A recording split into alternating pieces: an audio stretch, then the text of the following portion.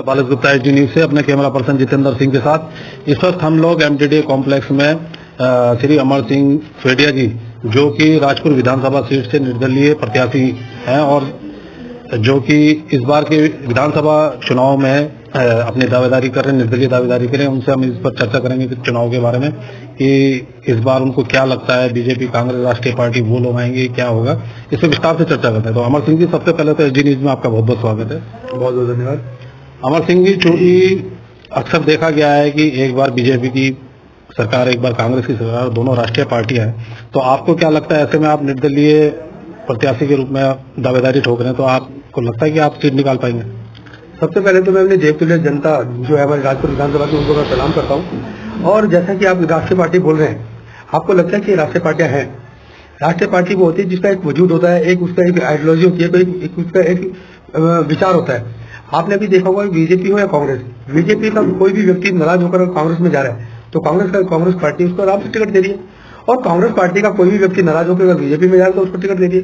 तो इस तरीके का व्यवहार, तो जो नया दल होता है जिसके पास प्रत्याशी नहीं होता है, वो किसी को भी सिंबल देता है और अपने प्रत्याशी के रूप में उसको उतारता है। वही स्थिति बीजेपी और कांग्रेस की हो रही है। तो ये राष्ट्रीय दल का रह गए, लोग इसको अच्छी तरह भलीभांति पहचान चुके हैं। इस बार निर्दलीय की सरकार बनने वाली है। प्रत्येक विधानसभा के अंदर इन्होंने बड़े बड़े दिग्गजों के टिकट काटे हैं, जो अच्छे कार्यकर्ता थे, और जो लोग बेकार कार्यकर्ता थे, जो इनकी चाटुकारिता करते थे, चाटुकारिता लोग इनके ऊपर हावी हो रखी है, और ये चाटुकारिता के ऊपर पब्लिक हावी होगी, मुझे इतना विश्वास है। अमर सिंह जी, थोड़ा सा अपना राजनीतिक कैरियर के बारे में बताइए। भारतीय जनता पार्टी के अंदर बहुत लंबे अरसे से रहा हूँ। भारतीय जनता पार्टी का वार्ड का अध्यक्ष रहा हूँ, फिर उसके बाद मैं मंडल का अध्यक्ष रहा हूँ, महानगर का महामंत्री रहा हूँ और महानगर का अध्यक्ष भी रहा हूँ, फिर प्रदेश का 2 बार उपाध्यक्ष हुआ हूँ, और वर्तमान में सामाजिक न्याय अधिकारिता मंत्रालय भारत सरकार में 2 बार रहा हूँ। लेकिन इन सब चीजों के बावजूद भी भारतीय जनता पार्टी को क्या चाहिए, इनको लोकल व्यक्ति चाहिए और ना काम करने वाला व्यक्ति चाहिए। इनको चाटुकारी व्यक्ति चाहिए और पैसे लोकल में भारतीय जनता पार्टी के आगे कोई बीजेपी कांग्रेस को अंतर नहीं रहेगा, सारे दल एक समान हो गए। एक चीज और अक्सर देखने में आती है कि जो बड़ी पार्टियां होती हैं तो उनके साथ पूरी टीम भी रहती है, पूरा मैनेजमेंट भी रहता है। ऐसे में निर्दलीय पार्षद के पास संसाधन कम होते हैं, तो ऐसे में आप कैसे फाइट देंगे? देखो, आपको लगता है कि पार्टियों के पास बहुत सारे लोग रहते हैं, मैं आपको बता रहा हूँ, अब ये राष्ट्रीय पार्टी नहीं रही है। इनका पार्टी का वजूद गिर चुका है। इनका कार्यकर्ता छटक के निर्दलीय लोगों के साथ काम कर रहा है। जैसे कि मेरे को आपको लगा, मुझे आप निर्दलीय प्रत्याशी के रूप में तो देख रहे हैं, लेकिन जितने भारतीय जनता पार्टी हो चाहे कांग्रेस पार्टी का व्यक्ति हो, सब लोग निर्दलीय प्रत्याशियों के साथ जाकर उनके साथ काम कर रहे हैं और उनको जिताने के लिए अपनी भूमिका निभा रहे हैं, भारतीय जनता पार्टी के कार्यकर्ता और कांग्रेस पार्टी का कार्यकर्ता। आपने कभी देखा होगा संगठन, भारतीय जनता पार्टी को आपने देखा होगा कि संगठन का जो महामंत्री होता था प्रदेश का, जो संघ से आता था, वो कभी भी क्षेत्र में कभी नहीं निकलता था। आप देख लो, अमित शाह जी क्षेत्र में पत्रक बांटते हुए आपने देखे होंगे, और अजय जी यहाँ पे संगठन महामंत्री हमारे प्रदेश के, उत्तराखंड प्रदेश के, और वो एक आदमी को पत्रक बांटे, कितना डर है इनको कि उनको अपनी सीट का लग रहा है कि हम जीतने वाले नहीं है, तभी तो उनको रोड पे आना पड़ रहा है। चलिए, कोई नहीं। अगर आप कल को क्षेत्र की जनता आपको जिताकर विधायक बनाती है तो आपकी प्राथमिकता में कौन कौन सी योजनाएं रहेंगी?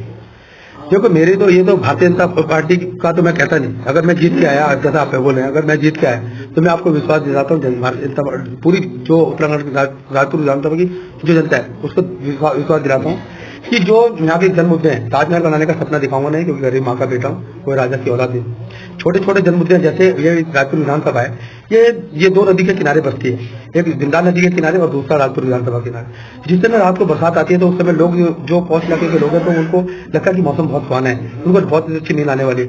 लेकिन जो बस्ती के किनारे रहने वाले मेरे लोग हैं, गरीब लोग, वो पूरी रात काटते हैं, क्योंकि पानी उनके घर में 3-3 साढ़े 3 फीट ऊपर आ जाता है। सबसे पहले अगर मैं जीत के आया तो नदी का पुस्ता बनाऊंगा, शिक्षा, स्वास्थ्य, रोजगार के ऊपर काम करूंगा।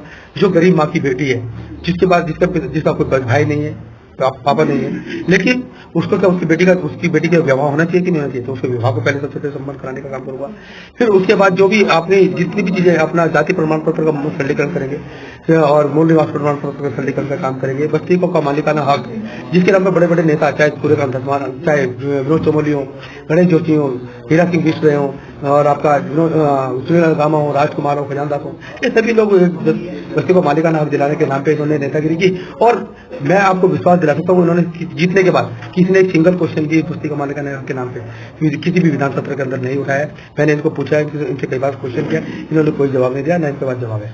जी, एक सवाल तो वैसे बहुत है, लेकिन मेरा एक लास्ट सवाल यही है कि अपने प्रदेश की जनता को, खासकर अपने क्षेत्र की जनता को आप क्या संदेश देना चाहेंगे?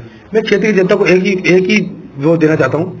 देखो, अपने वोट की कीमत को पहचानना पड़ेगा। प्रधानमंत्री हो, राष्ट्रपति हो, नेता हो, अभिनेता, विधायक हो, मंत्री हो, चाहे कोई पार्षद हो, कोई भी व्यक्ति हो, वोट डालने का अधिकार करके पूरे भारत के अंदर व्यक्ति जो बराबर का अधिकार है, तो वो वोट डालने का अधिकार है। लेकिन हमारे लोग जो है, चाहे मैंने देखा है बहुत सारे लोग जो पौष इलाके के अंदर रहने वाले लोग हैं, वो ये बोलते हुए मैंने सुना है कई बार कि बस्ती के लोग जो है कि वो रोटी बोटी में बिक जाते हैं और अपना वोट डाल देते हैं, डालते हैं, वोट को खराब करते हैं। मैं उन लोगों से भी अपील करना चाहूंगा, खासकर क्योंकि बस्ती के लोग आज स्मार्ट हो गए, समझदार हो गए, बस्ती के लोग भी पढ़े लिखे हो गए। आज जो बस वोट को चुन के देख के वोट डाल रहे हैं, वो रोटी वोटी पे बिकने वाले नहीं है, वो स्वाभिमान और सम्मान से जीने लगे हैं। लेकिन वो जो पढ़े लिखे लोग हैं, उन तबके से भी मैं एक बार निवेदन करना चाहता हूँ कि वो भी निकल के आए, क्योंकि वो वोट ही नहीं डालते। वो वोट ही नहीं डालते। जब वोट नहीं डालते तो फिर कैसे कोई अच्छा प्रत्याशी निकल के आएगा? अच्छा प्रत्याशी तभी निकल के आएगा जब लोग एक तो वोट डालें। मेरे उनसे निवेदन है, वोट सभी लोग डालें और अपने वोट की कीमत को पहचाने, सही प्रत्याशी को चुने, सिंबल को छोड़ के व्यक्ति को चुने और व्यक्ति का व्यक्तित्व को चुने।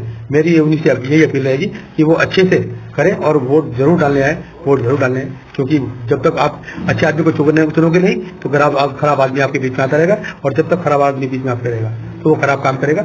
अच्छा व्यक्ति आप चुन के लाओगे तो अच्छा काम होगा और क्षेत्र का विकास होगा। मैं इसी निवेदन के साथ आपसे जनता से फिर एक बार निवेदन करता हूँ कि आप वो लोग वोट डालें और वोट की ताकत को पहचानें और अपने वोट का मतदान का सही जगह उपयोग करें। बहुत बहुत धन्यवाद।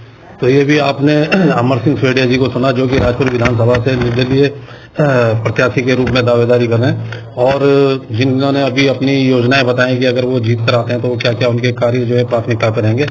सिंह जी, जैसा कि आज आपको सिंबल मिल गया है, तो आपका सिंबल क्या है, चुनाव चिन्ह क्या है आपका? चुनाव की मैं तो पूरी जनता से एक ही चीज मांगा, कलम की ताकत दे दीजिए।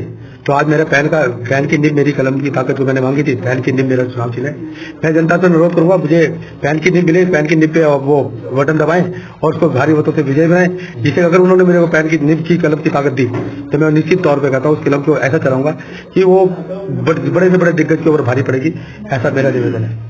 तो एचडी न्यूज की ओर से आपको बहुत बहुत शुभकामनाएं, और एचडी न्यूज को समय देने के लिए आपका बहुत बहुत धन्यवाद। बहुत धन्यवाद।